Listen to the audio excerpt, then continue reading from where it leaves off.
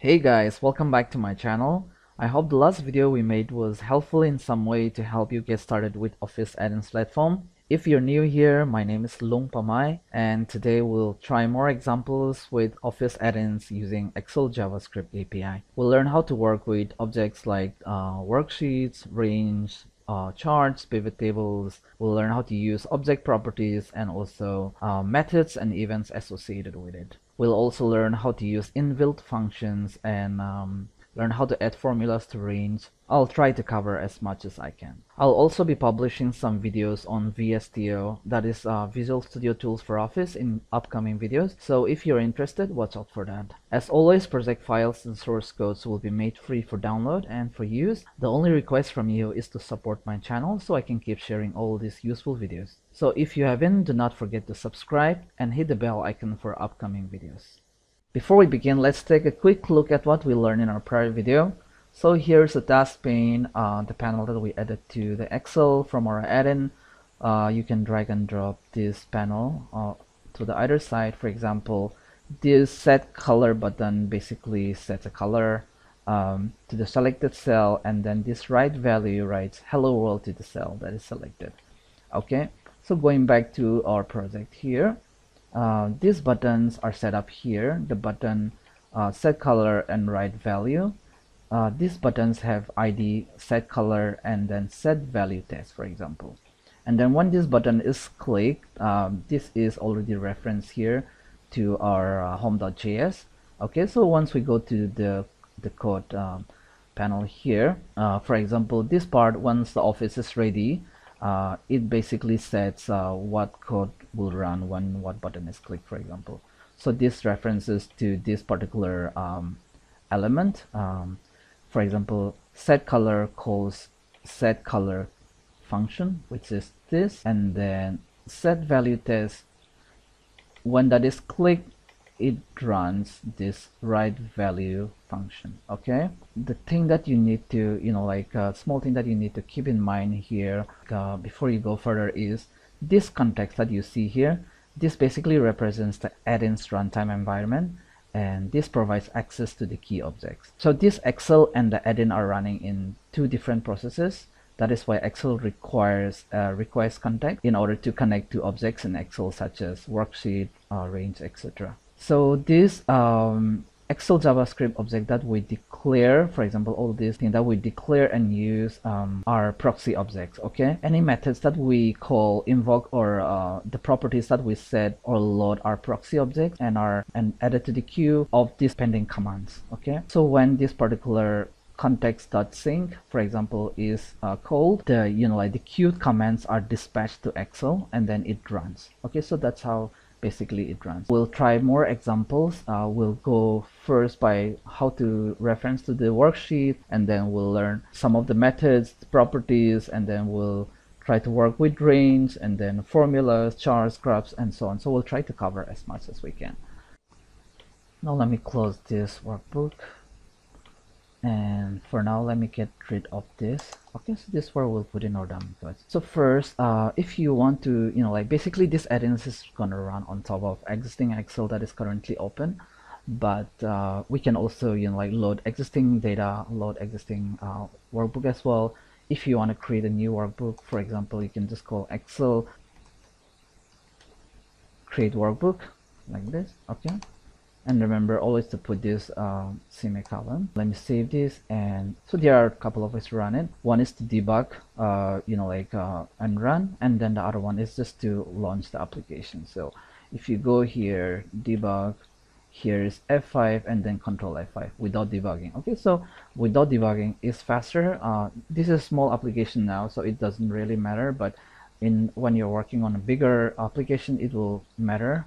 So if you don't want to debug, so if you debug, it's gonna load everything in the environment, all the objects, properties, and associated things. So it's gonna consume a lot of memory. So it's gonna take time to load up as well. And if I click on the right button now, it's supposed to create a new Excel. Okay, loading existing workbook is it's not as simple as we do in a VBA, like workbook.open, and then you specify the path you want to open up. It's not like that. So we'll take that part a bit at a later stage. For now, we don't want to add a workbook. That's for your reference, so let's just leave it as this for now here. Okay, like I mentioned earlier, you'll find lots of similarities because of the methods and the properties associated with the object. For example, if you're referring to a worksheet, you can refer to it by name, or you can get the active worksheet, for example. So let's try some example. So variable, let's say active sheet, and then from here we can get the workbook. From the workbook we'll get worksheets, and then here we'll say get active worksheet. Okay, so this is now the active worksheet, and then let's declare some more variable. Let's say this range is get range, and then you can specify here a hard-coded range string name, for example k10, and then you can write a value here, dot values, and this is where you'll specify let's say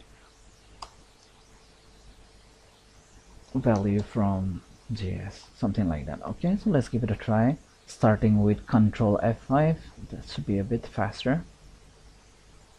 So it gets the active worksheet, and then it constructs the range based on that, and then it writes a value. So let's say that okay, so it writes a value to k10. So let's say we add a new worksheet, and then so whatever active sheet it is in, it writes a value from JS. Okay, I'm gonna close this again. Now let's say that you want to get a sheet based on the hard-coded value. You can specify dot get item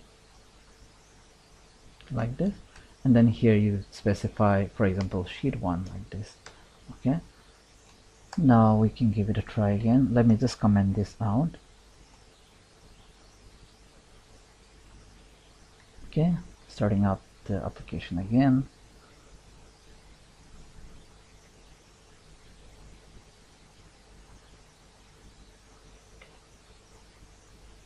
So this is sheet 1, writes value here. So let's say that we rename this and we change this sheet 1. Okay, so that's how you can refer to the worksheet. Like we get the active sheet here, you can also specify to get active range. So for example, we already did this, by the way, in our prior video. So this one is the example of get the selected range, and then we'll talk about active cell as well. So let's call this selected range.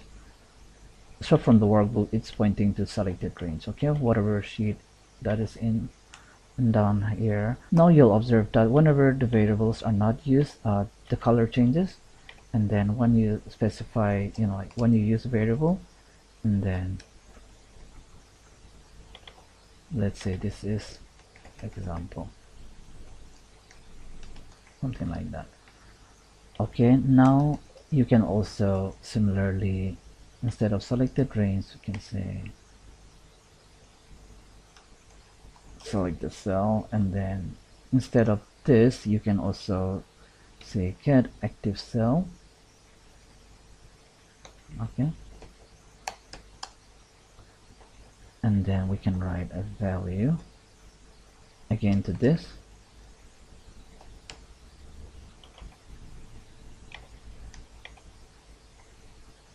Now this two is gonna like override each other because the nature is same. This one is the range, this one is the cell.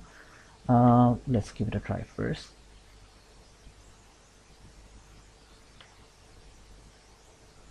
So I'm gonna select a range like this. Okay, so it drawed active cell example. Okay, so this is the active cell, and then this is the entire range. Okay, so that's how we can do it. Now let's say that we'll just remove this for now. We will do some more example. You can also get offset range. So from the selected cell, let's say we want to offset one cell down and one cell, like column wise, and we'll write a value. We'll say offset example. Okay, let's give it a try. Now there is this script lab, which you don't have to do it from Visual Studio. If you just want to practice, you can like install the add-in and then you can directly practice the JavaScript here, like itself, without having to relaunch this every time. Now, for example, if I select this is the offset, like below one cell, one row down and then one column. Okay, so this is the example of that. We can also try to add a worksheet. So for example, something like this. Instead of referring to active sheet or referring it by name, we can also add a worksheet like this. And then we can even have a name.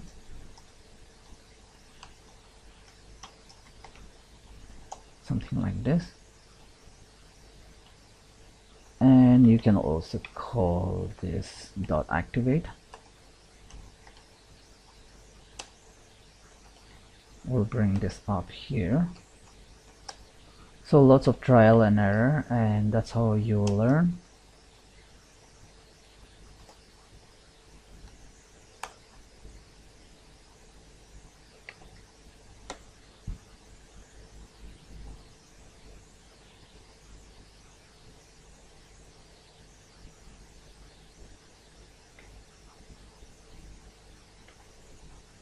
Okay, so now this, I think this is the order of it.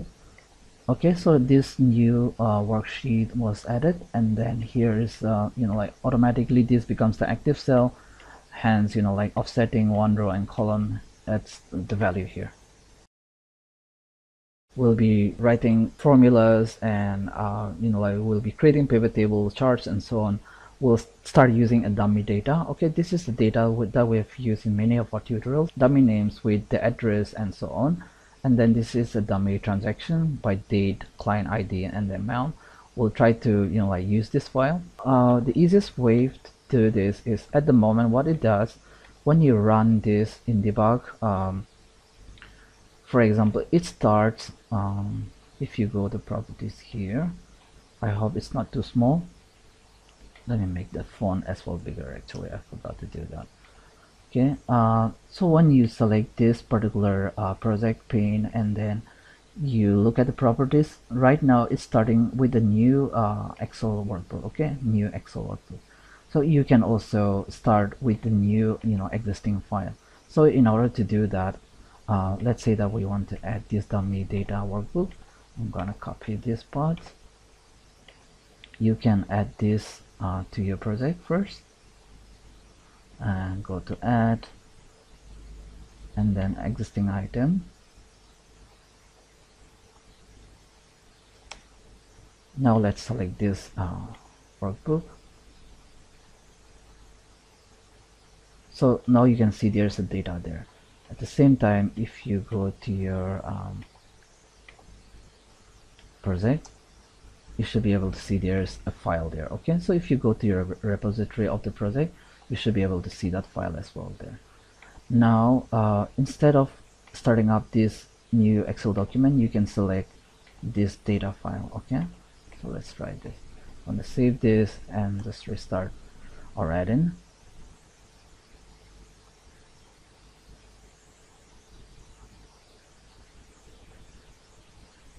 Okay, so now we have our dummy data that we can work with. This will still work on our existing button that we added here. So added a new sheet, and then it did not write a value, but it's okay. That's all. That's okay for now. So maybe we can write. I'm gonna get. What we can first do is let's open this file for reference here. Okay, now first let's write, we'll construct a range, and then we'll write a lookup value, a VLOOKUP, and then add the state here. Okay, like the state here from this table. So if you look here, the state is appearing in 7 column. So let's try to do that. Now coming back here, we want to be specific now, so we're gonna get rid of all this. Let me actually take a backup of this in case you want to take a look at it later. Okay, now I'm gonna just remove all this. or we can reuse some of them. This one is gonna be, so we want to put a formula here to transactions worksheet here, and then the range is gonna be from. Now when writing a range, you can also specify, you can also directly write a value like this. For example, let's say we want to put a heading here in D1, D1 dot values is equal to state, like this, and then now let's call this as state range, something like this, and then we want to have the formula from here till here. Okay, so from D2, oops, D2 to this.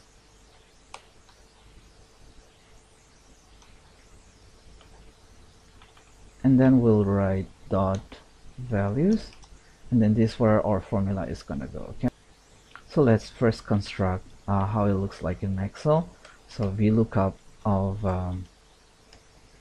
this client ID, and then from clients table, let's refer it like that. We can also make all these parameters very dynamic. For now, let's go with this. So we want to get the 7th column, which is this, the state, and then okay. So now I'm gonna copy this and put it here. So here we define the worksheet, which is transactions, and then this is the range where we want to put in the formula, and then here we put in a formula. Okay, now this is the header, and let's get rid of all this for now.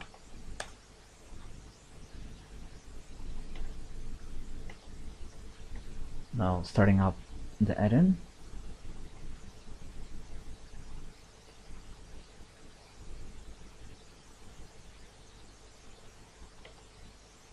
so if I go here, there's nothing. Okay, so this is how you can add like a formula on runtime. Now there are some examples provided here in the like in the documentation as well. For example, instead of putting a hard-coded formula, that we can also call the function in this fashion, function, and then here comes the like VLOOKUP, SUMIF, for example. If you come down here, so this is example of VLOOKUP that we can use, and then this is example of so here's the sum function, which sums the value of two VLOOKUPs, right? And then if you look here, it loads this variable, loads the property value, and then it returns to the log, like the value that it is. And then here's all the list that of the functions that you can use. And then there should be a way to use custom function as well. So by the way, we are already writing many functions. So going here, this is example of calculating the sphere volume, and then return, and then this is like the calculation. Okay, this is the name of the function, and then if you want to return something from the function, you have to specify this, and then this is what it returns. And this is another example where you pass in two parameters, and then it adds up first and the second value. Okay, so now coming back here, let's try one of these example. Let me copy this. This one has sum as well as two VLOOKUPs, right? So I'm going to copy this. Now let's try this in another function. Now let's call this test inbuilt function, something like this.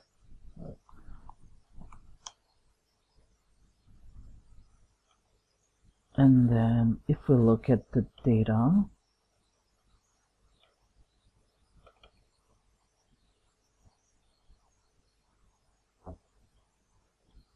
Now let's say that we want to do a lookup for these two clients and then do a sum of this. Okay, just for illustration purpose. And let's write a value to h1. Okay, now coming back to our project. Now the name of the sheet is going to be transactions, and the range from 8 to till the this. Okay,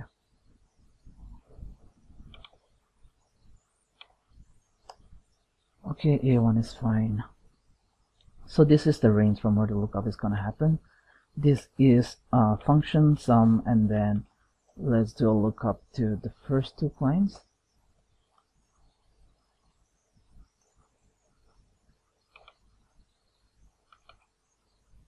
And let's return the third column for both.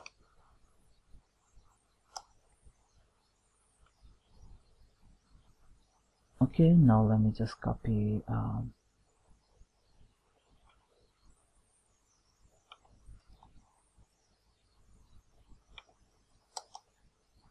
so one thing different from prior function that we've written here is here it loads here the calculation has happened for this particular variable, and then it loads the property value, and then once that is synced, here the function checks if it was successful, and then it's going to return us a value.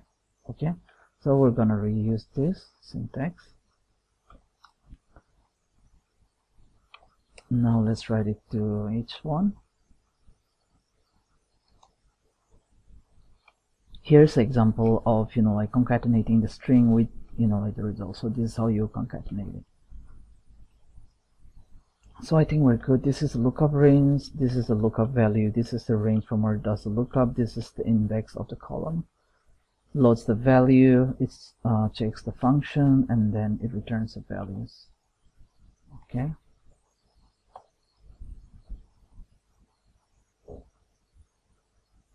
Okay, so let's give it a shot.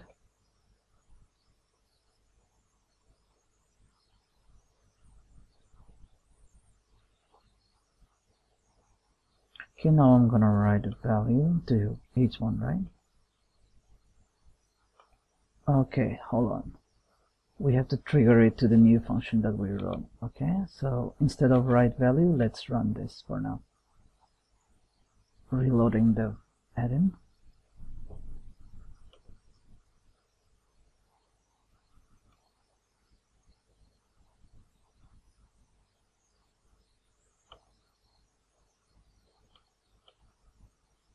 Didn't work. It's my bad. I think this sheet is not defined here. That's the reason why I was giving error. In fact, let's copy this to syntax.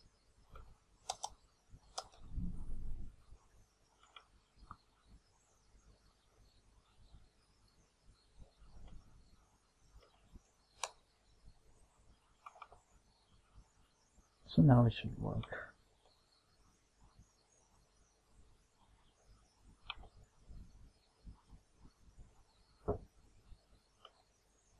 Okay, so rerunning it. Okay, so this is the value. For example, if we sum these two, the value is, okay, I can check this as well.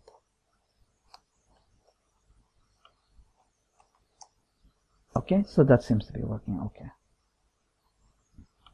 now we'll try one more example. So I'm gonna like leave this block so that you can replicate it again.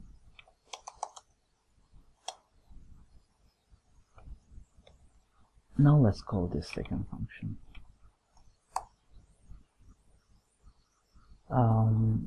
Now let's try to do one more example.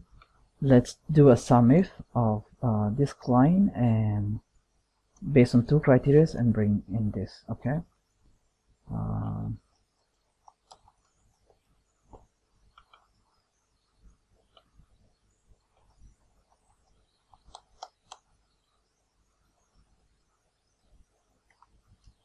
Let's call this sum range, and then criteria range 1 and 2. Okay, so you want to sum not A, sorry, C. We want to sum C, and then the criteria will be based on column A and B. So column A,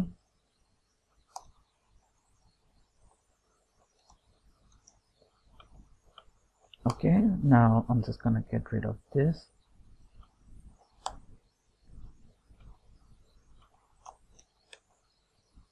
So use a sum if.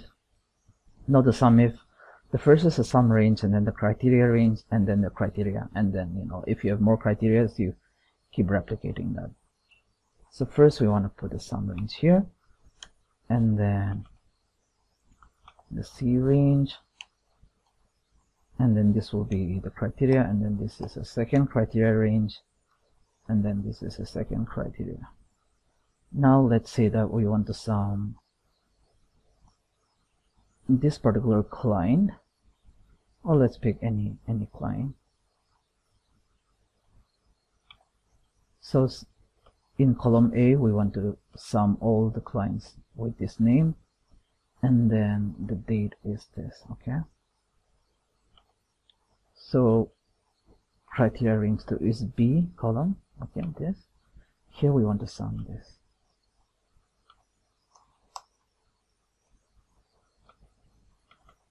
Now we can change the name of this variable as well, but I think it's no point to change that for now. We'll just run and see if it works.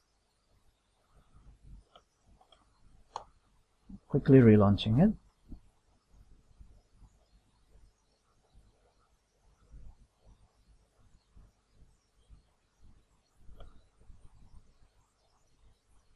By the way, we can also automatically show this. So you can see there is the value here. This is the result. Okay.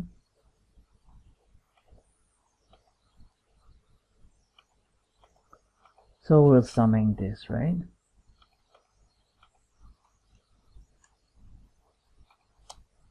Okay. So if we have more of this, then the result is going to change. Okay.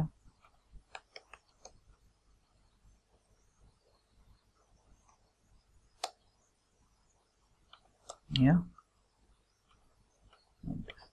Let us also take a look at some examples for pivot table. We'll continue to use the same data set that we have back here. So in the home, let's add one more button. Let's call this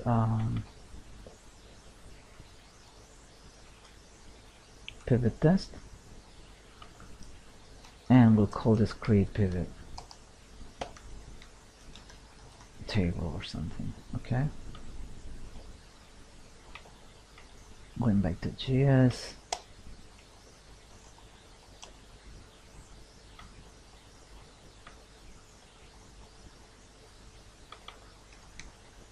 let's call this create pivot table.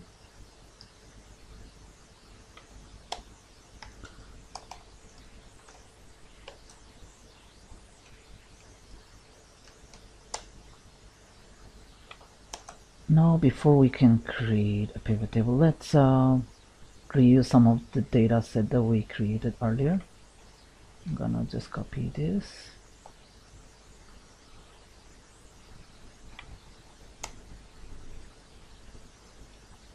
So setting the variables for the tab, we'll use the transaction data, and then we'll activate the sheet, and then we'll set up the range.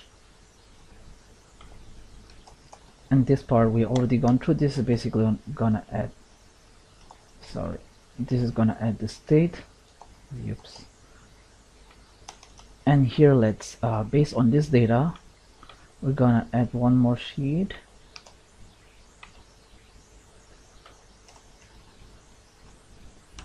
And let's call this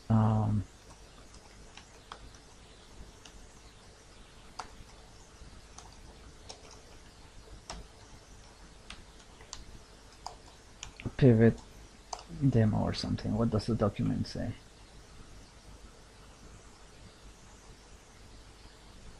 Okay, it doesn't say anything anyways. Let's just have it as pivot demo, the name of the sheet. Okay, now let's try to run this.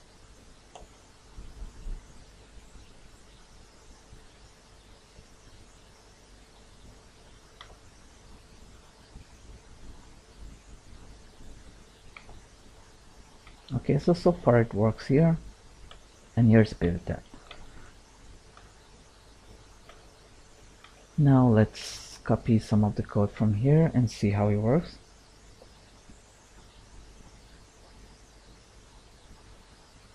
So this one adds a pivot table called form cells. This is the range, this is the destination. Okay, so let's give this a try.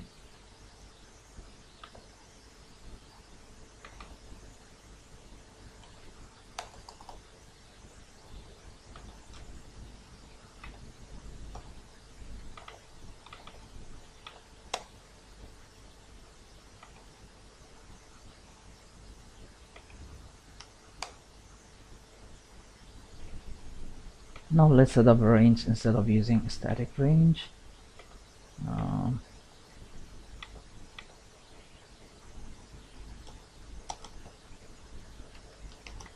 Let's call it. Let me open up this file again. Now from A till D, and then this.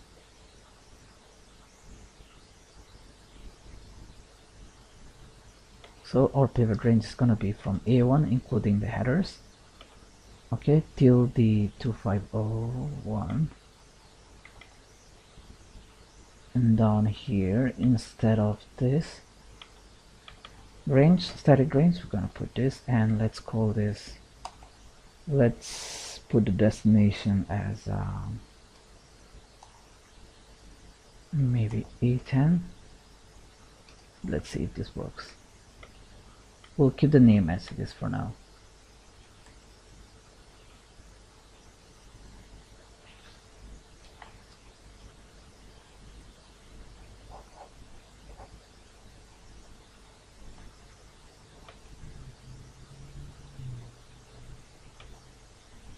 Okay, so here is our pivot table. It does not have any assignment to the rows values, so we'll just try that as well. Now going back to the document, what does it say? Create a pivot table with a range. So this is where we've gone so far.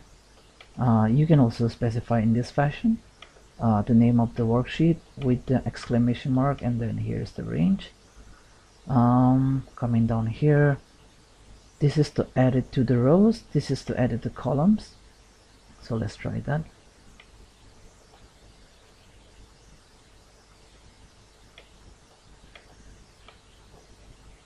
And then this is for the hierarchies. Okay, so let's try this one first.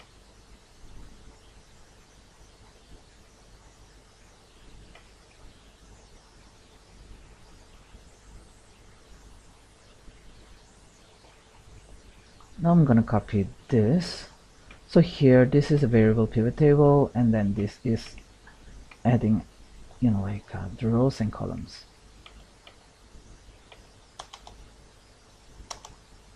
So here is to create,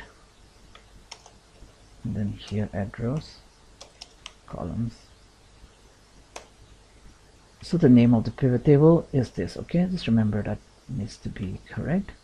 Now for us, we don't have type, so going back here, let's add state to the rows. So this is for the rows hierarchy. Let's add the state, and we just need one at the moment. And let's add dates to the columns like this. And then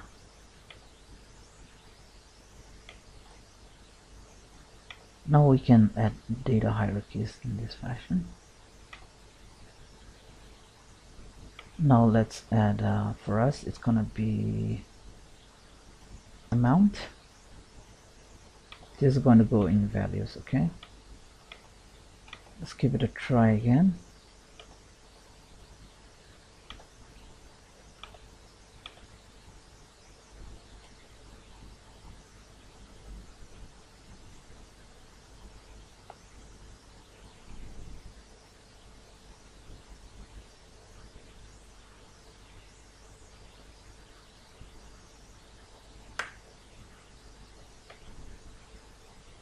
Okay, so our pivot table has been created.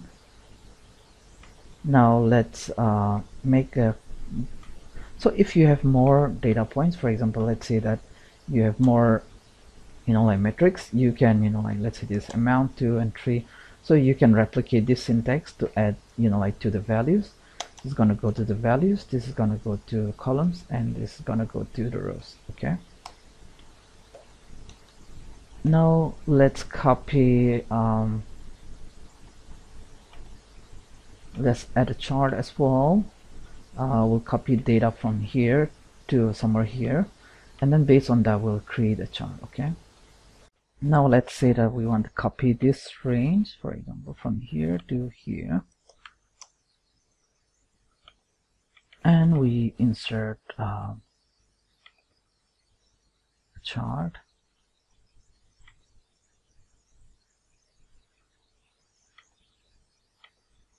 Something like this. Okay, now when you click on change chart type, if you're not familiar with the name, so here you can get like clustered column, you can find the name of the chart type from here. Okay,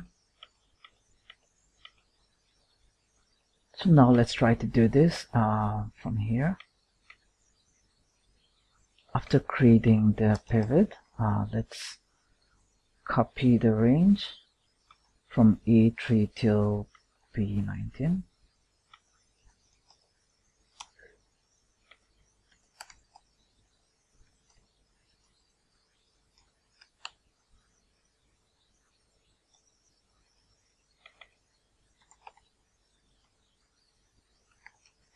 Let's call this copy range.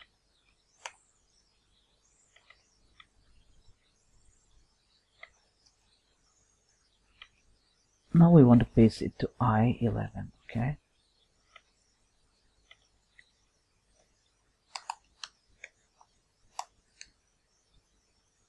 now copy from,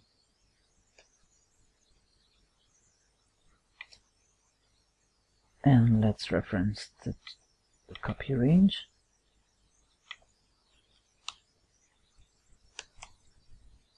Okay, so this will create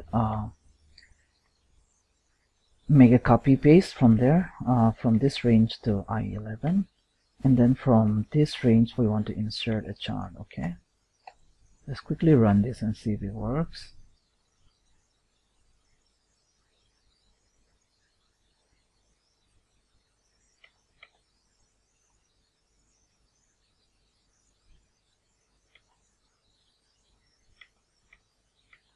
Okay, it didn't work. 11 till 19.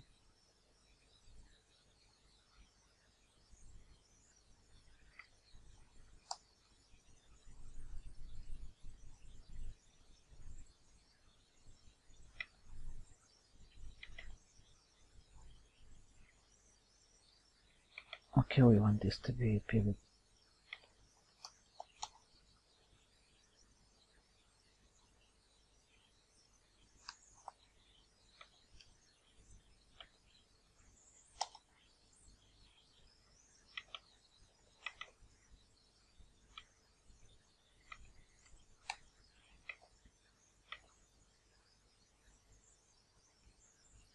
Rerunning it one more time.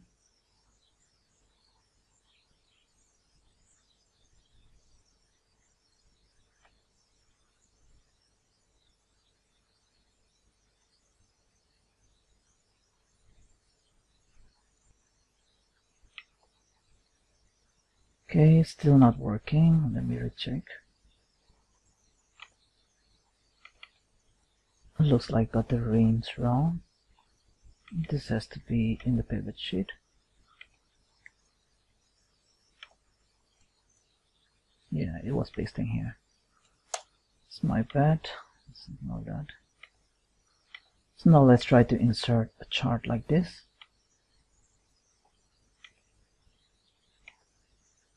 Now quickly looking at this document, here is a sample of the code.s chart. Okay, so here it gets the name of the worksheet, and then the range, and then it adds the charts here. Okay, so let's try this one.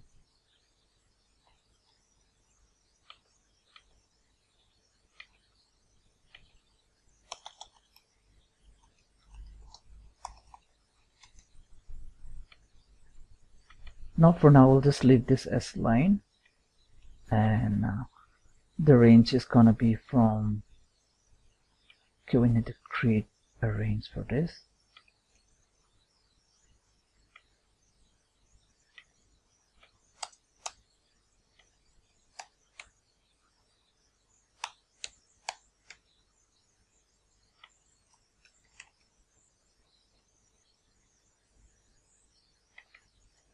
Now just updating that range. I'm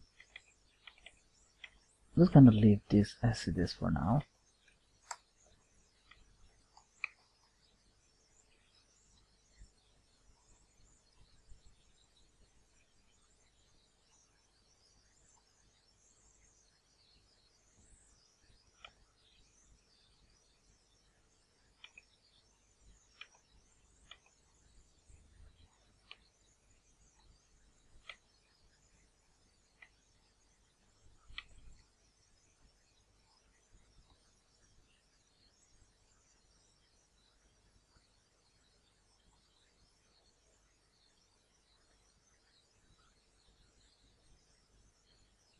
Okay, so this chart has been added, but doesn't look good. Let's change this to bar like we saw it earlier. Let's change it to clustered bar. Okay,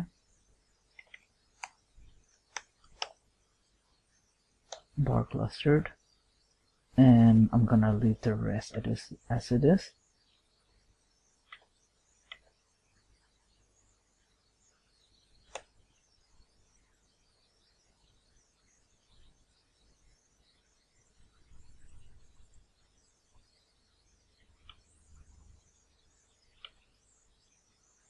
Okay, I think that looks a bit better. Okay, so now based on the type of the chart, you can, like, feel free to keep, like, changing it. The first one was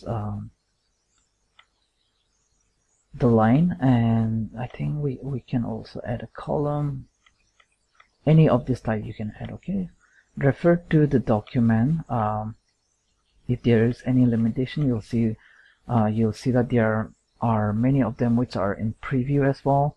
Some of them that you can be part of the insider program. If you're part of that, you can try some of the new features that are getting launched. Now let's try to look at some examples for events, okay, associated with the object. So here are some of the, like, events that you can use: on activated, added, on changed, and so on deleted. And these are there are some of them which are in preview as well.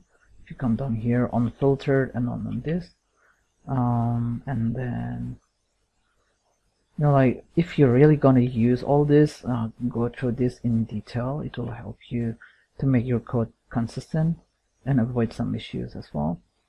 So this is how you can add an event: on change, add, and then this is the handle change. Here you have more examples. Okay, so let's give it a try. Going back to our this. So looking here, this is the public variable. Let's put this on top here. So if I collapse this is, like, the main function. Okay, and then this is the code that we can use to add an event. Come here, let's call this add event,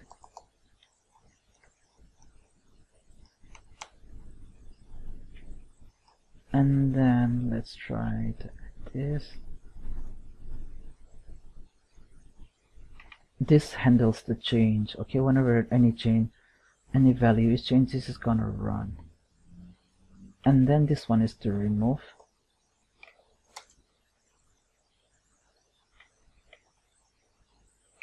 Now let's change the name of the sheet as well. Let's say that we want to run this even on the client sheet, and then so this is one is to add the event. This one handles the change. So for example, let's say we want to get the address of the cell where it have changed.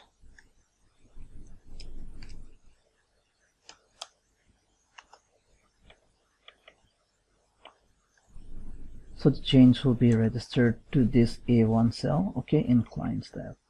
So clients. Now let's add a trigger. This can be automatically registered as well, but let's try this. Add events.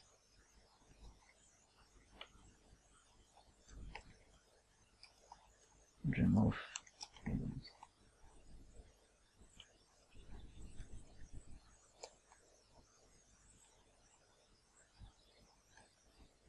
Oops, sorry.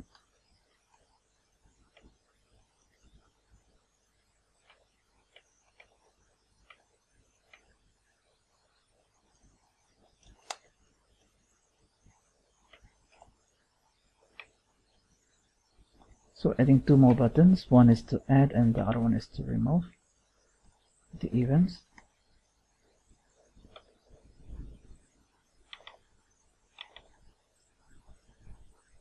So when this add events button is clicked, we want to run this, and then we want to remove this when remove events is clicked. So this is gonna run. Again, this is a variable which is already set there on top, and okay, I think we're good to test now.